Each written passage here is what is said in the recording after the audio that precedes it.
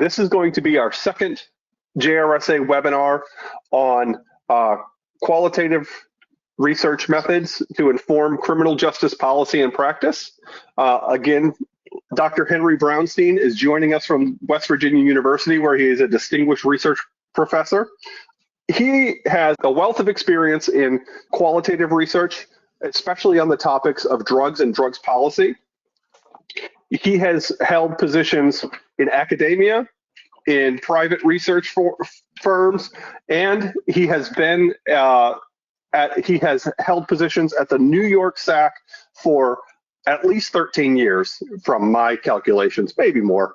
I don't know. But he is really a distinguished and well-regarded scholar in the areas of qualitative methods, and he's been kind enough to provide his expertise for us today. So without further ado, I want to turn over the floor to Dr. Brownstein and let him go ahead and get started. Thank you. After the last session, there were a few questions, and I just wanted to go back and sort of review some of the stuff that we talked about last time before I get into today's topics. So the next slide. Okay, how to was one of the, that was something that a lot of folks were asking about. So I just want to go through a couple of things real quickly. Sampling, data collection, analysis, and validity in qualitative research. And when you're doing qualitative research, you're really very often dealing with a hidden population. That was in the case of drugs, that was always the case because there are no records anywhere. There's no legitimate place to look at. You can't get a list of everybody who's using drugs or everybody who's selling drugs. So they're hidden populations. And a lot of the sampling, therefore, is convenience sampling or key informant, which works really well in qualitative methods because you can, what you're doing is with convenience sampling, it's a very poor use of a term. It's one of those words that never should have been used for this, but it's been described. It actually replaces snowball, so you can imagine. But in any case, and some of you probably have used this, where you have somebody or some group of people that you're talking to and they introduce to other people. You work with incentives and so on. Key informant is a variation of that, where you actually have somebody that you've worked with or you know, or it could be, for example, some of the studies I've done where we are not really interested in specifically interviewing police, but we'll go to the police first because they're available to us, they'll talk to us, and they'll direct us to other people that we might want to talk to. One of the things about sampling, and again, when you're using this kind of sampling, you don't know how many people you should talk to because you don't know how many people there are in the universe that you're studying. So you have to use something called theoretical saturation. And basically, what you're doing is continuously asking yourself, did I learn anything new from this interview? Did I learn anything new from this observation? And you eventually reach a point where you're not learning anything else. So even if you continued, it wouldn't add anything to your knowledge. Now, that's a subjective thing. And that's one of the issues with qualitative work. A lot of it is subjective because you're looking at the world in subjective terms. So it's very difficult to know when that point is, but it's something that you have to really pay attention to and think about. And every time you do another interview or do another day in the community that you're studying or do another observation of something, you really want to think about whether or not you've reached the point where you've gotten all you're going to get. And that's the point at which you can stop sampling, stop collecting data. Now, you can collect data in a number of ways. And I've always enjoyed doing semi-structured, open-ended interviewing, largely at the individual level, but also at the group level. And I don't like to call it focus groups because it's not like the business model where you're trying to market something. You're really trying to get information from a group of people. And the difference is when you interview somebody individually, they can sometimes tell you things that they wouldn't say in front of other people. You're a stranger. You have some, in their head, you have some authority. You represent something bigger than yourself, and you're contributing to knowledge. And you read the, you have an IRB requirement where you're going to have to read to them your statement that assures them that this is confidential, privacy, and so on, and why this is so important, and why their help matters. And you get them to agree to talk to you, and sometimes alone they'll say things they might not say otherwise. If group interviews might give you a dynamic that you don't get from an individual interview, where somebody might say something and somebody might disagree, or somebody might look at it a little bit differently, and you can get that, and you can see how people interact with each other while they're talking to you about the subject that you're interested in. I'll just give you an example. When my colleagues and I were in prisons doing interviews with homicide offenders, one of the things one of my colleagues wanted to do was a little bit of an ethnography in the prison. So he thought we could walk in the prison and hang out and chat with people, walk around, rap with people, talk to people. And the people who worked in the prison, from the administration down to the guards, looked at us like we were crazy. There's no way they're going to let us just wander around in a prison, unsupervised. So what we did was we pulled together a group interview with people who were, this was in New York State, and it was after Attica, the Attica rioting. So every prison had an inmate liaison council that would meet to talk about issues in the prison from the prisoner perspective. So we went to one of those meetings and we talked to them and we asked them a lot of different questions and, what would it take for you not to commit crime kinds of questions. And somebody said, what does it cost to put someone in prison for a year? And at the time it was $35,000 a year. And we said $35,000 a year. And he said to us, if you give me $30,000 a year, I won't do any more crime. Now, this was, in the 80s. And I doubt that would have been the case, but you get these kinds of things and then everybody starts talking about it. So anyway, so group interview and an individual interview are both possibilities. Ethnography is something a little bit different. In ethnography, you're really sticking your nose in somebody else's life. Because don't forget, in qualitative work, you're trying to understand the world, the social world, from the people who are living in it. So you're going in and you're watching it, and a lot of ethnographies, you walk in, you talk to people, you listen, you could be doing covertly or overtly. You might let them know what you're doing, you might not. It really depends. There are a lot of issues, ethical and moral issues, when you're doing ethnography, and ethnographers have run into trouble with that. There's been some concern in recent years and some debate about whether or not you're making moral judgments or research judgments, so there are a number of studies. I'm sure you're all familiar with ethnographies, and you probably should read a bunch of them just to get an idea of what people have done, because it's really a very creative process. And that's one of the things about qualitative work. The guidelines are not as clear as they are for quantitative work. If you do an experiment, you know what you have to do to make it a real experiment, to distinguish it from a quasi-experiment. If you're doing a randomized control trial, it's very specific things you have to do. And if you don't do them, it's not a randomized control trial. With qualitative work, to some extent, you're inventing it as you go along, because you don't know what you're going to come across. It's not like you started from a theoretical position, came up with some ideas, hypotheses, and then tested them. You're out there doing grounded research. You're looking for grounded theory. You're trying to build the theory from what you learn from people, and see how people are giving meaning to those experiences that you're trying to understand. Analysis, I talked last time about analytic induction, narrative analysis, and I think it's really it's really useful to understand basically that this is more of an inductive than a deductive process when you're doing qualitative work. You're adding on, you're constantly, everything tells you something new and moves you in a different direction, and you're following it. So really, I will say the important thing about analysis is that it's constant. It's not as if you can put it into a computer and run it in the computer and come up with some tables, then try to understand the tables. You have to go through everything people have said, everything they've shown you, everything you've observed, not just you, because then it becomes your perspective. You want to get other people to look at it. And it's really a very good idea to bring people who are not part of your research team into it. So participatory action research is becoming more popular now. And I'm doing a study now where we're planning to use that, where we're going to bring in some of the people from the community we're studying as researchers and let them go through the data in a confidential way. Obviously, we're not going to give them people's names, but in terms of giving them information, letting them give us feedback on it. And that's really important, because we understand it a certain way based on our understanding of their understanding, and we want to get it back from them. That's where we get into validity, because what you're really looking for is subjective adequacy. You want to make sure that if you understand something or think you do, that it's consistent with the people who are living that experience understand it to be. So you're, as I've written here, intensive repetition, reviewing of words and images, feedback. There are different ways to get feedback. You can specifically give people questions and ask them to respond. You can give them a narrative and ask them to respond to that. You can sit down and talk to people and get their feedback. It really is up to you what you want to do to make you feel comfortable, because in the end, you have to believe your findings. You have to have confidence in the findings. You have to believe they're trustworthy. And that's what makes you able to go on and inform other people about those findings, because you believe in them. If you don't, nobody else will. So you're in that position.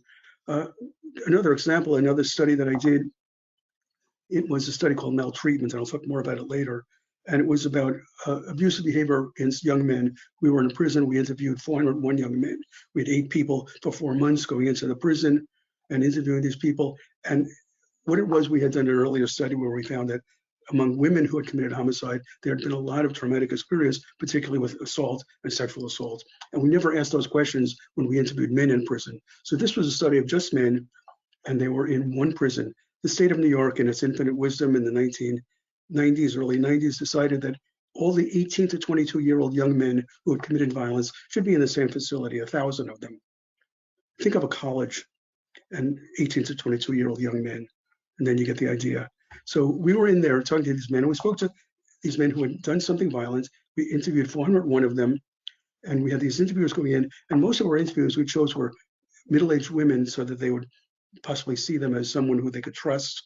And when we did these interviews, we realized that the trauma for them was so bad that we had to have, one of my colleagues was a social worker. She essentially she went in and she had to have a group of people seeing her on a regular basis.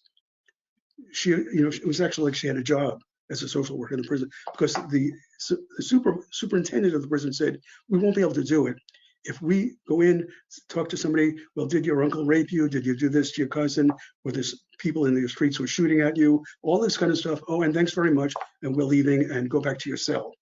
There was no way the prisoner officials would let that happen. So this person came in and she spoke to these guys on a regular, she had a caseload essentially. And she was there every week to talk.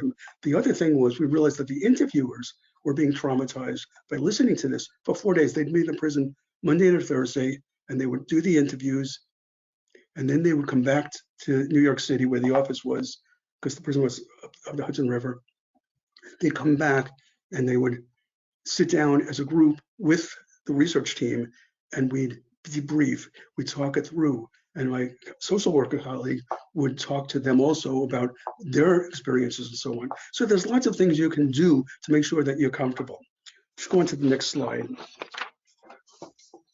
Okay, so I just want to remind folks that criminal justice was not always a research field. And I'm sure all of you are familiar with this. I don't have to go through this. I just wanted to put this in as a reminder. The 68 Omnibus Crime Control Safe Streets Act, the LEAA, the Office of Justice Assistance Research and Statistics, and the main purpose was to award and administer grants to reduce crime and improve the criminal justice system. And today we have OJP that essentially is serving this purpose. And this is where a lot of the priorities are set, where a lot of the ideas are coming from. Let's go to the next slide. Okay, so the idea really is to be able to inform policy and practice. And if you look at it at a base level, at the most fundamental level, it's really about making decisions and taking actions. When you are a policymaker, for example, you have a responsibility to identify problems, to define those problems, and then to set priorities and allocate resources. That's what you're doing, basically. And the practitioner is getting those resources with some guidance about what's supposed to be done with them, and has to develop or introduce a program to be able to accomplish what those decisions and actions were designed to do. And you have to know when, why, how, all of these things have to be done. So let's move on. I just want to say about that, that if you think about all the talk today about evidence-based and data-driven, that's basically what's behind all of this. It's really, we're trying to get to how people are making decisions and taking actions based on evidence, and that's where we come in. Research to inform or to contribute to policy and practice. Okay. There are really 2 ways that can happen. And the first thing is a basic, straightforward informing. We do research. We come up with conclusions. And those conclusions, the findings, conclusions, are then translated into ideas that can be used for recommendations to policymakers and practitioners. So we can tell them, if you do this, then that is likely. Particularly with qualitative work, you can actually give them a probability. You can tell them, and you see below, nothing pleases a policymaker more than a percentage. And I'm sure some of you have heard that before or something like that, because when you are a policymaker, it's great to be able to say 80% of the people want me to do this. So I'm going to do it because I'm going to get the support of those 80% of the people, right? Or you might be able to say something, if you do this, we can't say with any certainty, because that's part of the problem when we have as researchers, nothing is certain. And that's great for us, because our job as researchers is to keep finding the next question. We look for answers, but we find questions. So we're looking and we see the next question and we know this is possible, and so if that's likely, what about if we do it this way and so on? So we're thinking like that. The policymaker really doesn't care. They want to know what's going to happen if I do this.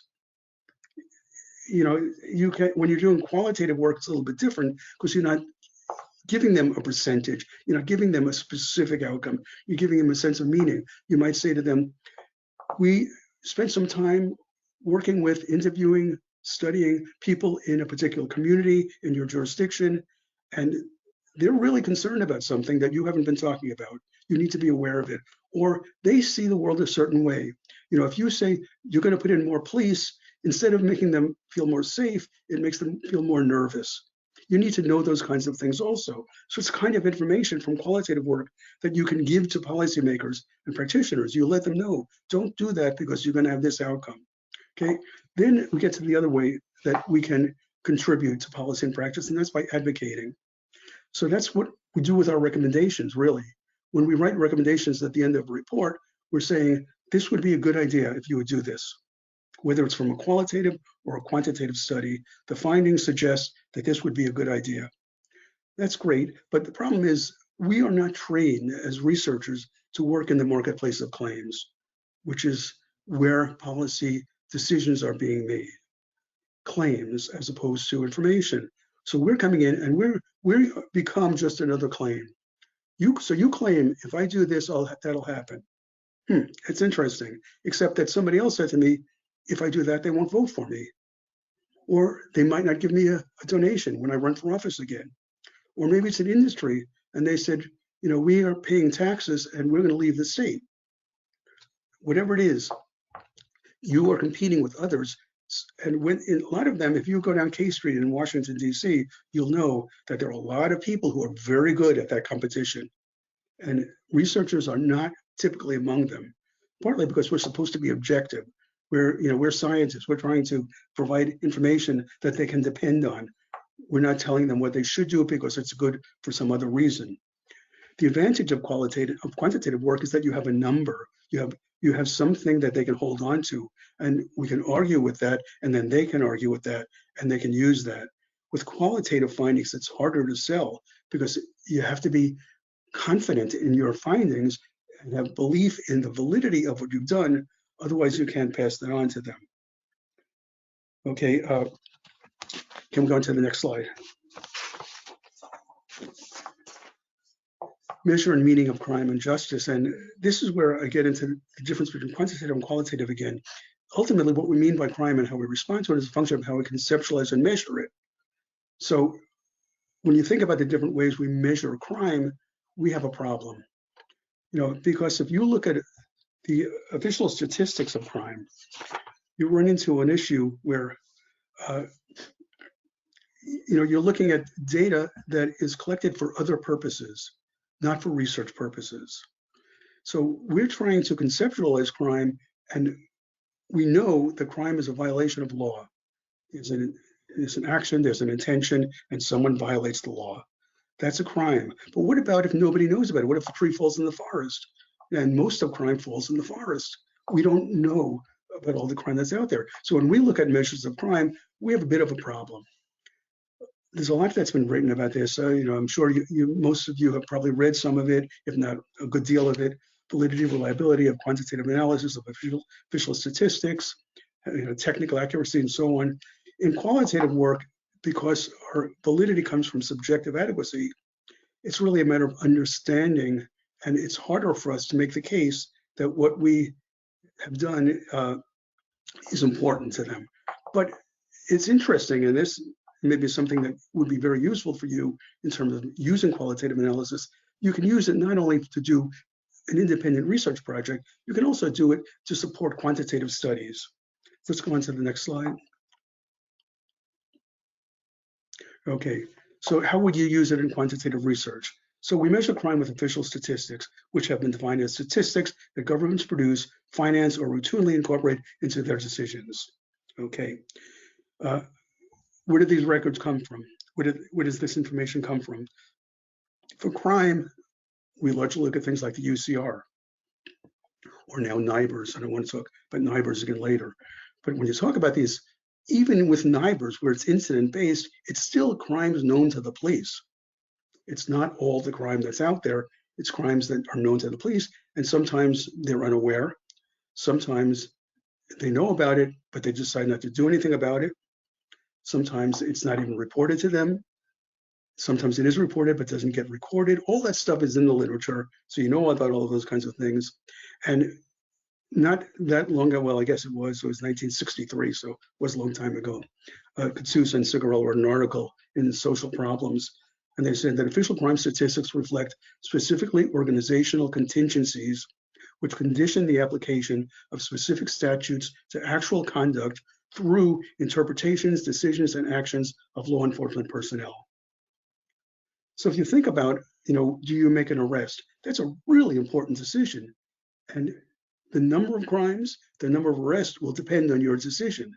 And it really is a matter of discretion. It's not something that you take lightly, but it's something that you have to judge because again, like in the marketplace of claims, you're now in a marketplace of outcomes, and different things can happen depending on what you do. You have to make the right decision. So it's not that simple to say that we have a good way to measure crime and to count crime. So let's go on to the next slide. Okay, so the problem, we need to know precisely what it is, the meaning of what we are measuring. So we know that what we're measuring, and unambiguously, we know how it compares to what we're trying to measure. So if we're talking about crime or anything in justice, we need to be able to measure it in a way that we know exactly what it is. So when we report crime is up, crime is down, I remember when I was at the University of Baltimore, I used to get a phone call every year at the end of the year when the FBI statistics came out, crime is up, crime is down, what do you think? And it's interesting, when you talk to the newspapers and you're in criminal justice, or any field really, they don't really want to know what you have to think. They really want to be able to say, Professor so-and-so said that this is the case, and they can quote that. But that's not as important as the point is here really is that when we try to measure crime, we're measuring what we have, which is crimes known to the police, arrests. And when we talk about criminal justice, it's going through the system. It's clear you already eliminated a lot of folks. I remember when we did studies of homicide in prisons, we interviewed people who were sentenced to prison for homicide. Well, of all the homicides that took place, that was a very tiny fraction, because the crime happens. People may or may not get arrested. Of those who do get arrested, some of them will be charged, some of them will be convicted, some of them will be sentenced, and only some of those will be sentenced to prison. We can tell what that percentage is once we start with arrest, but that doesn't really help, because there are a lot of people who committed homicide, especially with homicide clearance rates today. We don't know really all those people who are out there committing homicide, who they are, or what they're doing, or why they did what they did. So when we measure anything, whether it be crime or criminal justice, we have a problem in that we really don't know the universe. We only know what we are aware of.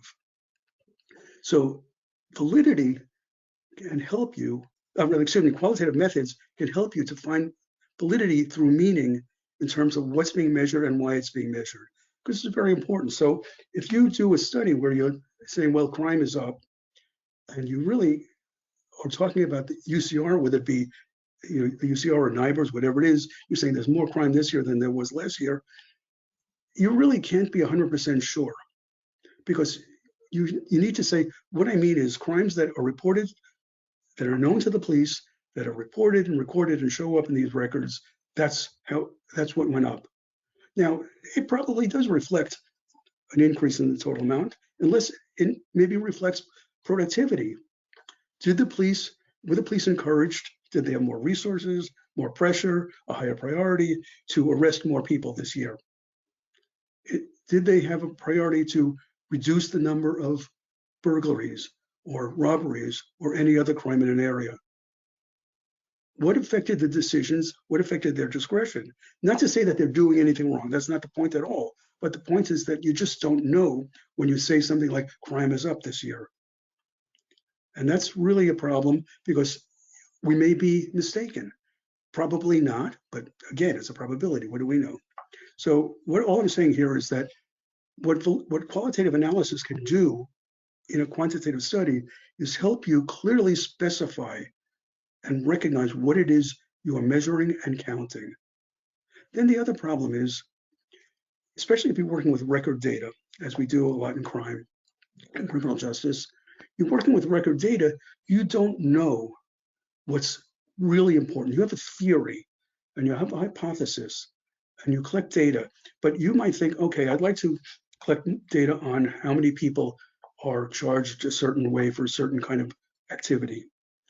And you can get that record, but you really can't be sure what it means. You have to go back and say, well, okay, let me think about that now. How did people get into that pool to begin with?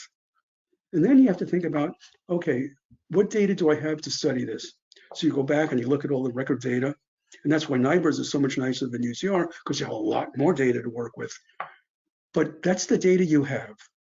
You're not collecting new data, you're using available data, which is collected for another purpose. So when I worked in New York State, when I was, even before I was there for 13.59 years, that's what they told me when I left. But for 3 years, I was the SAC director, Chief of Statistical Services. And throughout the time that I was there, though, basically, we were trying to figure out how can we get better measures of crime and justice. And we ran into all sorts of problems. So we were working with data. We had some of the best data, and I know that because people came to us all the time. We were right down the road from the University of Albany, which, thanks to LEAA, was a major criminal justice program. And we would work with faculty a lot, back and forth. And they'd want to know, basically, they'd want to get our statistics. The problem is our agency, DCGS, and I apologize if there's anybody out there from DCGS, because I haven't been there in a long time, so I don't know for sure what's going on today. But when I was there, DCGS' primary function was to collect fingerprints and to produce rap sheets. And when I was there, it went from 4 million to 10 million sets of fingerprints, representing not necessarily individual arrestees, but individual arrests. 10 million arrests, that's a lot. And we were able to connect that to the other criminal justice data that we were collecting, because we were a state agency that collected data from the courts and from prosecutors and from corrections and from probation and parole and drug abuse and so on. We were getting all that data. So we were able to combine that. We had research, we had programmers really who created files, the offender-based transaction statistics. Somebody may have worked with those, where you have the whole, now it's a rap sheet that takes you through a person's life, not just to see how they should be sentenced or whether or not they should be charged, but to see what we can learn about a certain type of crime or a certain kind of processing or the outcomes of a certain kind of processing, given what that data will tell us. Well, since that data was collected for operational purposes, we were secondary users. They weren't concerned about whether or not we could use it for our research, because that was not what they were doing. They were collecting it to be able to produce rap sheets and inform the system directly, inform the judge, inform the prosecutor, give them the information they needed, not the researcher. So we would create our own files and create and do analyses. But the point is, when you're using data collected for another purpose, you really can't say for sure that it's what you would like. In fact, you can't even say for sure that it's the most important thing. Let's go to the next slide. The difficulty here, and for all social science, is that we can't measure all the important things, so we make what we can measure more important than it is. I read this in 1985. David Nyberg, University of Buffalo, was reviewing a book in the New York Times about getting into elite colleges and how admissions decisions were made. And he's saying we can't measure all the important things, so we make what we can measure more important than it is. I can't tell you how many times I've cited, quoted, written those words, because it is the heart of it for me as a qualitative researcher, that unless we know what we're dealing with, unless we define it and we collect the data that we need ourselves to know what things mean, we don't know what they mean. Or we can identify what they mean by studying it. And this is where qualitative work can be helpful. Before you start doing your analysis, make sure you know what you're talking about. What is the meaning of crime, the way you've collected it from whatever source you've gotten it from, or the meaning of arrest, or the meaning of prosecution? What is actually going on in that system? And you really want to be able to, at least when you're reporting at the other end to policymakers or practitioners, you want to be able to tell them, look, I know what I'm talking about. What I'm measuring here is obviously crime as known to the police. I'm not talking about crime, the whole universe of crime that's out there. And for those of you who are not comfortable with book reviews as a source of information, can we get next slide? Okay, Tom Brady, you may have heard his name. He's a quarterback, and he was recently quoted in the sports section of the Washington Post by Sally Jenkins just a few months ago. And he wrote, and it was something about in a football game, maybe there are things you can't necessarily measure, but in the end, maybe they're more important than anything you can measure. So this is not just a research problem. We don't always know, we're always adding new things. And qualitative research, by building more meanings of what things are, or being able to identify the meaning of what you're using, or what it's telling you, as opposed to what you'd like it to be telling you, that can be very helpful. Knowing if it's important, we don't know what the important things are. That's why we're doing the research, to find out what the important things are. So we're testing things, and we could be going in a completely wrong direction. Our theory is guiding us, and the theory may be wrong. Our hypotheses might be inappropriate. We have to, but that's why we do research. And that's where qualitative work comes in, because it's so iterative. It's always going back and saying, wait a minute, we're building the theory. We're not accepting the theory. We don't start and say, this theory is the right theory, and we're going to use it, and it points to these variables, and therefore we're going to work with these variables. We do qualitative work to find out where we should be looking. Okay, next slide. Okay, so how does qualitative work do this? Well, first of all, the key is we're studying how people see the social world through the lens of their personal experience with other people. Society is your experience with other people around you, and we need to see the experience from the people who are having the experience. We have to learn how they give meaning to that experience and why it matters. We need a better understanding. It'll give us a better understanding of crime prevention, management, control, if we understand it. So, I'm starting a study coming up, and it's going to be a quantitative study. We're going to do surveys, and we're going to do randomized control trial and all. I'm not going to talk about that because somebody else is doing that. But we're also going to have a qualitative component, and it's going to be built around participatory action research, where we're actually going to go bring in people from the community. We're studying 4 neighborhoods in a city, and we're going to compare them 2 and 2 in terms of changes in how people see, how people understand their community from one point to another point, given a program that we're going to introduce, where we're bringing together the police and the community people, other stakeholders, people who work in the area, people who are community advocates, and so on, bring them together on a routine basis. This is something that's been tried before. We're going to try a new model, and we're going to test it and see if we can make a difference. And what we're doing is we're going to be meeting with these people on a regular basis to have them not only fill out these surveys at the beginning and end, but talk to us through the whole thing, so we can see if things are changing in terms of even how people talk to each other. So if we are sitting in a room with a number of police officers who work in the community, a couple of people who live in the community, a couple of people who have business in the community, and we're talking and we're watching week after week, we're making them part of the research team so they can join us in trying to understand what's happening in this community. And the idea is to move from focusing on success as whether or not police make more arrests, but looking, or what their productivity is, but rather success in terms of whether or not the people in the community and the police and the other stakeholders in the community feel that they are in this together. They're not adversaries, they are partners. And that's what we're trying to measure, which is going to be pretty complicated because there's no formal record of that. We have to come up, we have a scale that's been developed, been tested, and we're going to be using that. But anyway, so it's just an idea that the point is that you really want to get at how people see their community, or how people see the situation that they're in, or how people understand something that's going on. So, as I said, for qualitative research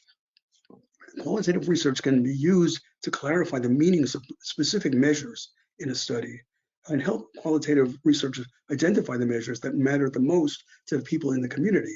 So that's, as I said before, you want to get to the important things. We don't always know what the important things are. So what we're doing is we're saying, okay, if we sit down and talk to people in the community, they'll let us know what's important to them. It might be a simple thing like, when the police officer walks down the block, it'd be nice if he'd take a smile at him every once in a while. That might be a very big thing to them, and you don't know. It's not something you would put into a study because you wouldn't necessarily be aware of it. I'm not saying that those things don't happen. I'm just saying people might feel that certain things are important that you wouldn't even consider, and you can get that by going to the people. Okay. Next. Okay, I wanted to talk about examples of different studies that I've worked on to give you examples of things you might do. Drug relationships and murder, female drug relationships and murder and maltreatment. I've already mentioned maltreatment before. And back when I was working in New York, back in the 80s and 90s when crack cocaine was a big problem, and before I left and went to University of Baltimore, and even then I continued working with NDRI, Narcotic and Drug Research Incorporated in New York City. It was a small research institute that did some really good work. And a lot of their work was ethnographic, and I'll talk more about that in a minute. But I was working with a guy, Paul Goldstein, some of you may know him, who came up with the idea that drugs and violence could be related in 3 different ways: psychopharmacological, systemic, or economic compulsive. And as a researcher, you probably can understand what that means. When we used to go talk to police about it, or corrections people, they would look at us like, what are you, stupid? What does that mean? They had no idea. But the point was, and it really is a very simple thing. It's psychopharmacological is more of a psychopharmaceutical reason for committing violence. Systemic is there's something about the world of drug trade and use and so on. And economic compulsive is I needed money for drugs, so I went out and I committed a crime. So a violent crime. So anyway, so we did a bunch of studies. We started by looking at police records. And because I work for New York State, we could get into every police department, 800 police departments in the state. We could get to all of 800 or so. We'd get to all of them. The governor gave us authority to go forward with it. Then in each department, they got instructions from the police chief that the governor wants this done. So we went in and we were collecting homicide information from available records. This was 1987 or 88 for all homicides that were committed in New York State in 1984. And that year was just at the beginning of crack, so it wasn't as high as you might think. It was only 1,777 homicides in the whole state. And in each of the 800 jurisdictions, we went and met with a police chief or spoke with someone, and they led us into the old records from 1984. And we tried to get information with answering questions that might help us distinguish how drugs and violence were related. The problem is, to cut to the end here, the problem is that in 1984, crack was just coming along.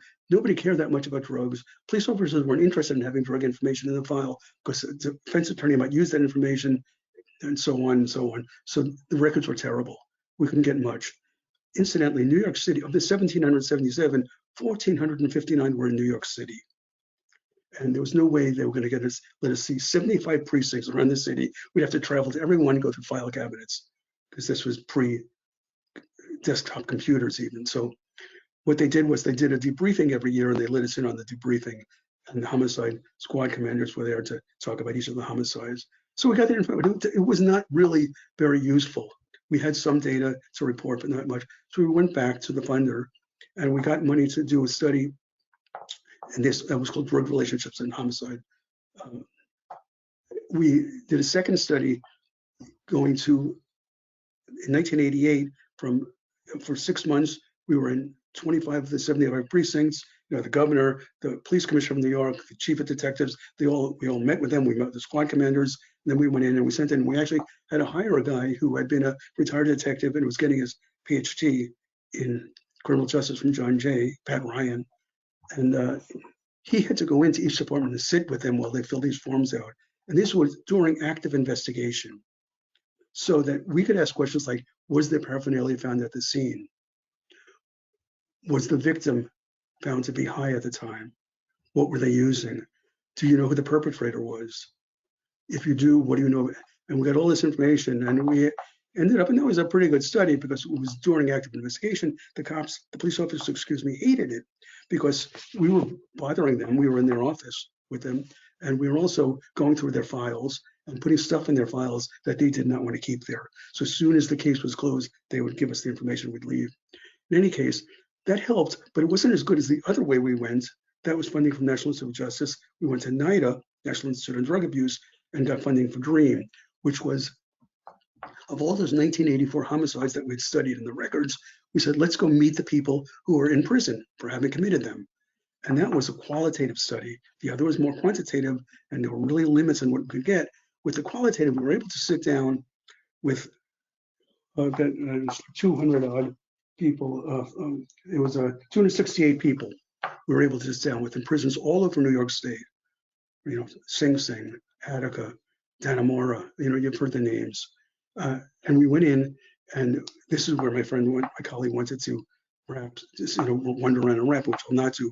But in each prison, we would have a certain number of names that were given to us, all the people who are in that prison sentenced for homicide, and we would select a sample and go in, and we try to meet with them and talk to them. And again, of the 1,777 homicides, most of those people did not end up in prison, and those who did very often were given, don't get this, at the time of overcrowding, they were given a shorter sentence. They were given 5 to 15 for manslaughter.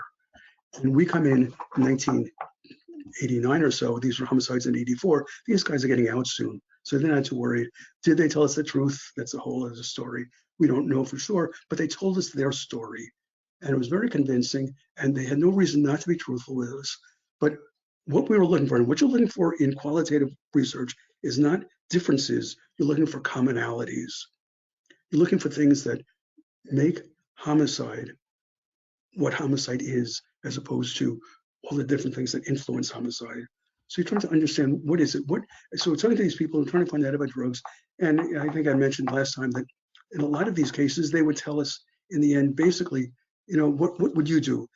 As far as they're concerned, the story they told us was a story that was about how they came to this point where they had to kill somebody, and it wasn't necessarily something they wanted to do, but they were in a position where they had no choice.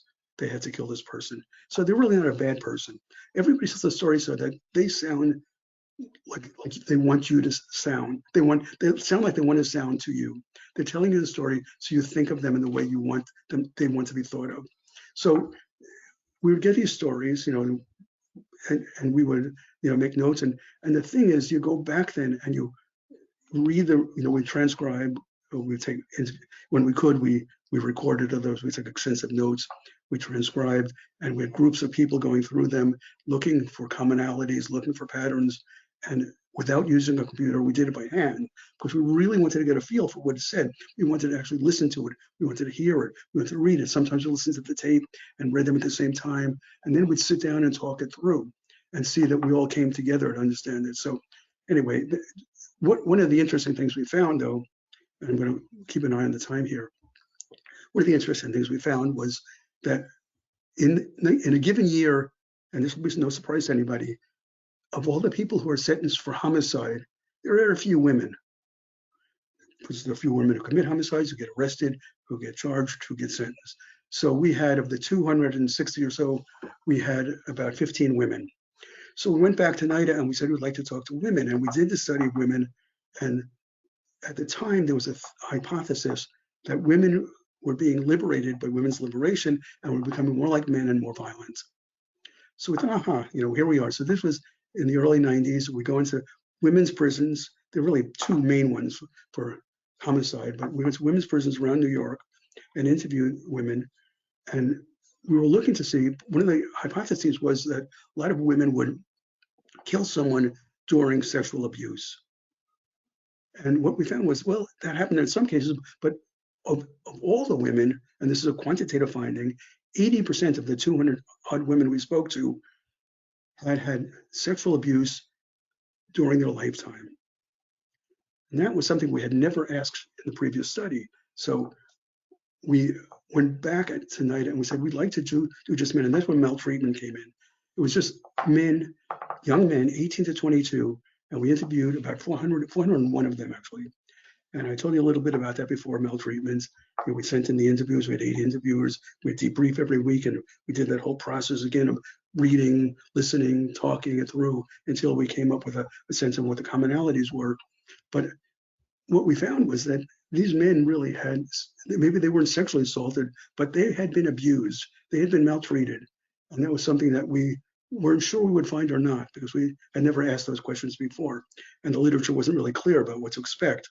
So anyway, so what I'm saying is qualitative studies, just like quantitative studies, can lead you down a path because you're asking questions, you're learning things, and it raises the next question. Well, wait a minute. So we went from looking at official records to doing the interviews with people in prisons, to doing interviews with just women, interviews with just men. And I'll just say after that, we did La Vida, learning about violence and drugs among adolescents.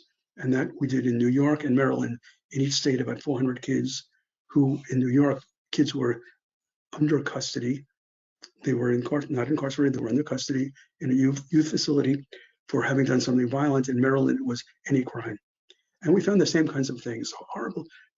We, at that point, one of my colleagues was a psychologist and came up with a PTSD scale that we used to see. And we found very high levels of PTSD among these kids, and silly things, not silly, but unexpected things like, one of the questions was about, were you ever awakened by gunfire? And 65% of the kids in both states said yes. Because the kids that end up in facilities like that are not necessarily kids from quiet suburban neighborhoods. They're kids from the cities or from rural areas that there's more violence, and they heard that at night. Okay, ethnographic studies. Ethnographies are. I'm sorry. Okay, ethnography is the process of really going into a community or into a social setting or among a group of people and observing and learning. You sort of have to move in. You have to become part of the community. And it's hard to figure out where to do this or how to do this. So I want to give you 2 quick examples. Taking Care of Business was a study of NDRI, and it was a method that was developed by them back in the 70s and 80s to study heroin users. So Taking Care of Business was a study that was done in East Harlem, where they interviewed people who were heroin users on a regular basis, and they set up a storefront, which was what was interesting, in East Harlem, and opened the doors to people to come in, and they would give them an incentive when they came in.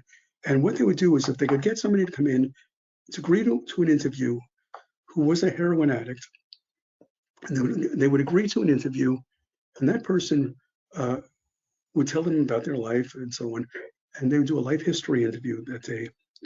And then they would say to them, we'd like you to come back once a week for the next 8 weeks. We'll give you so many dollars, $50. You're giving money to heroin addicts, understandable. There's always moral issues and ethical issues when you're doing ethnography, but it was the way to get them to come back. So you're giving them the money and you know what they're going to do with it, but you're just there, you're doing research.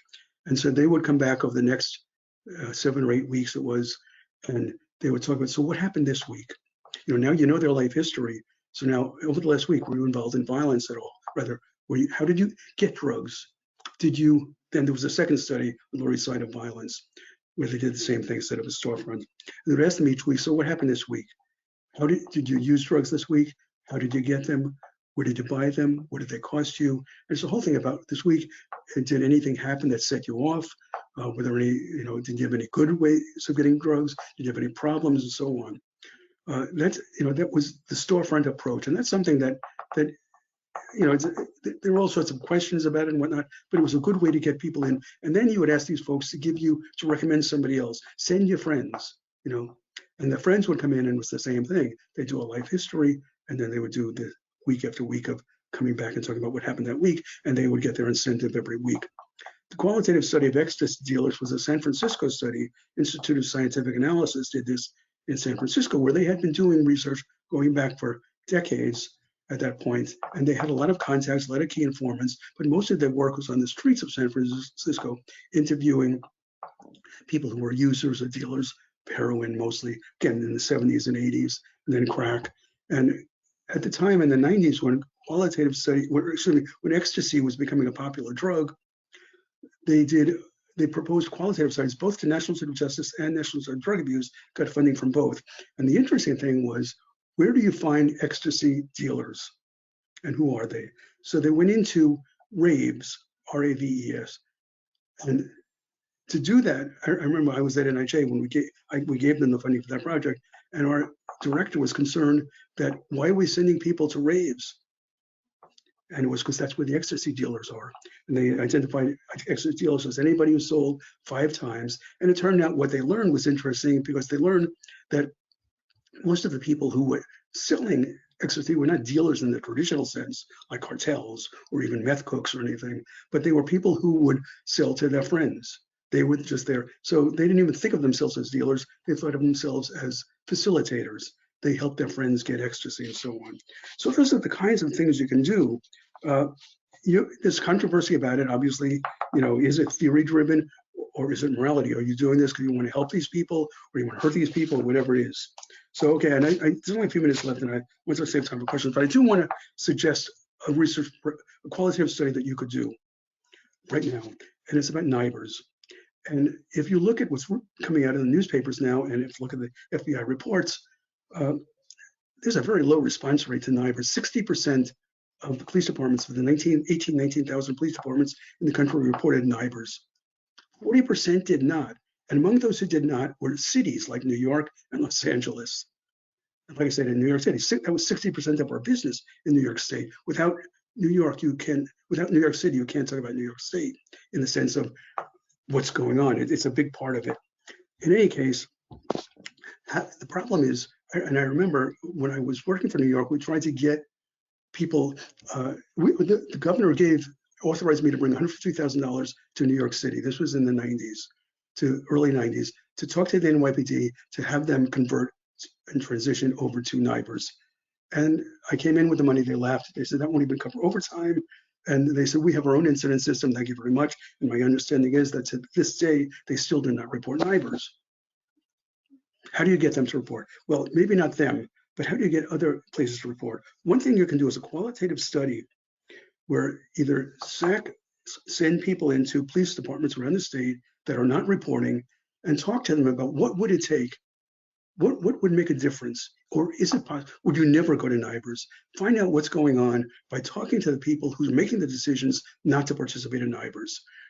Early on, when I was in New York, we gave 300 small police departments with the 800 computers with the software and everything they needed and training.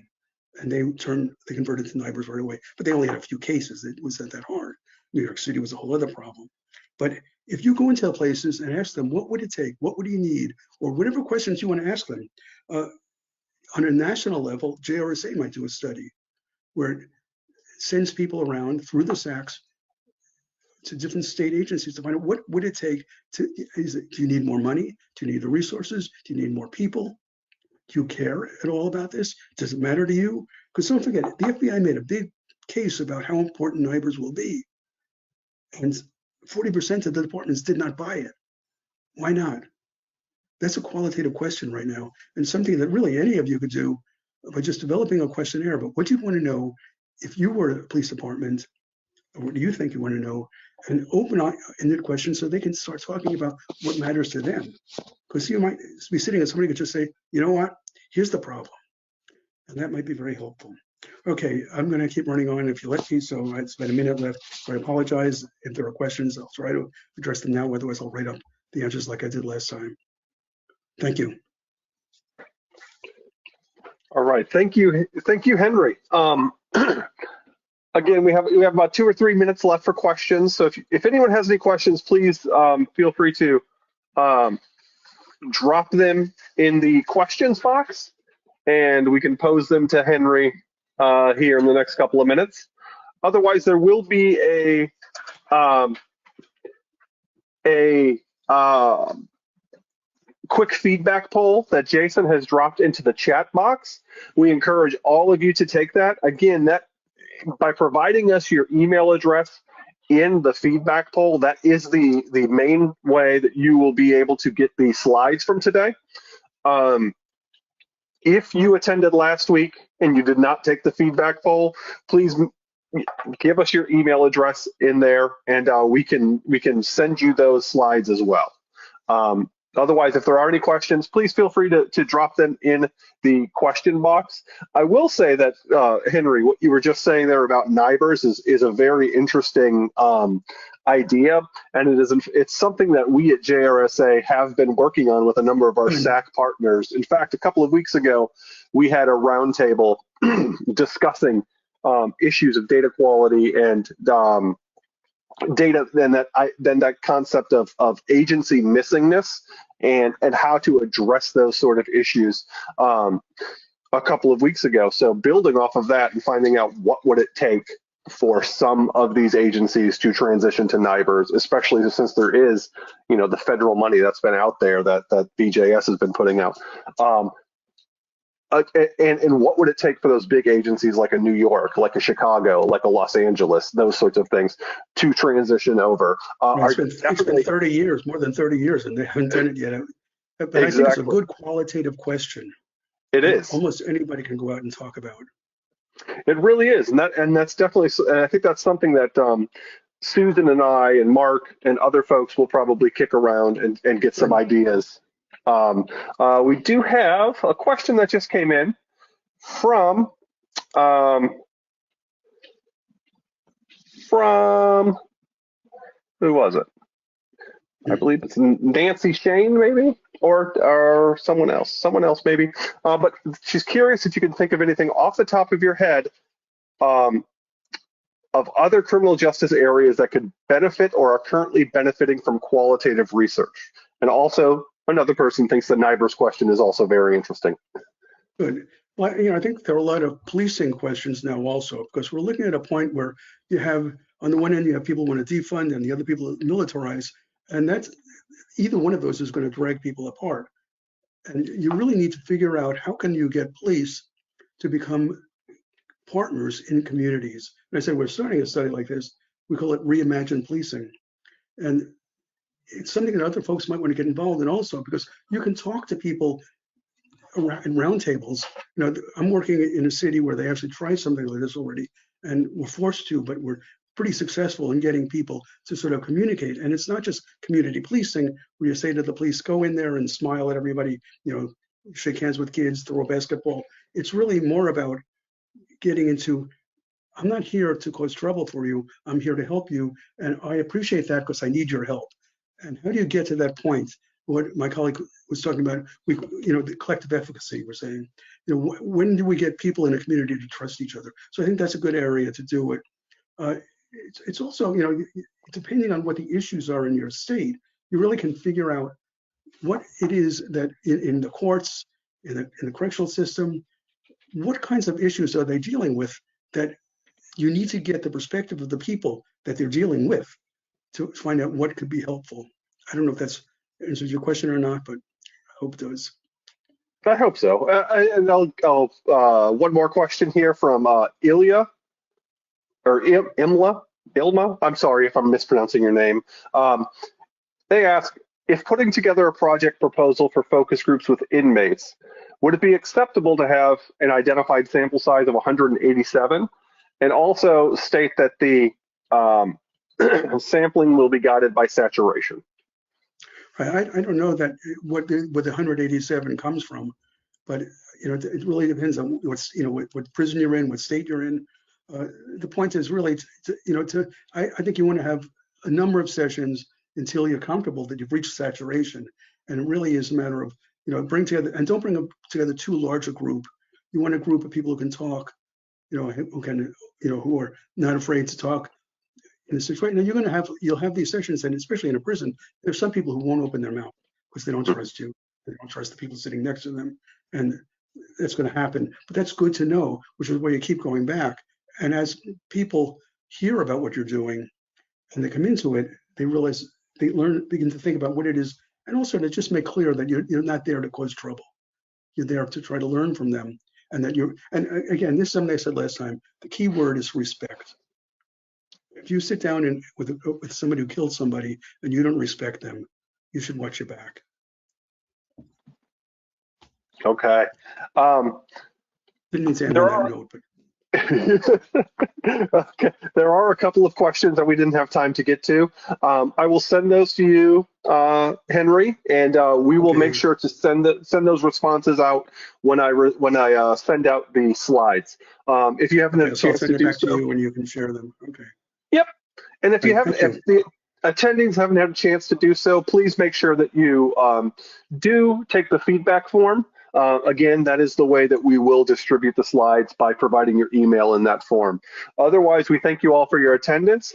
Dr. Brownstein, we thank you for giving us your time these past 2 weeks and sharing your expertise. Thank you. Good luck. Thank you.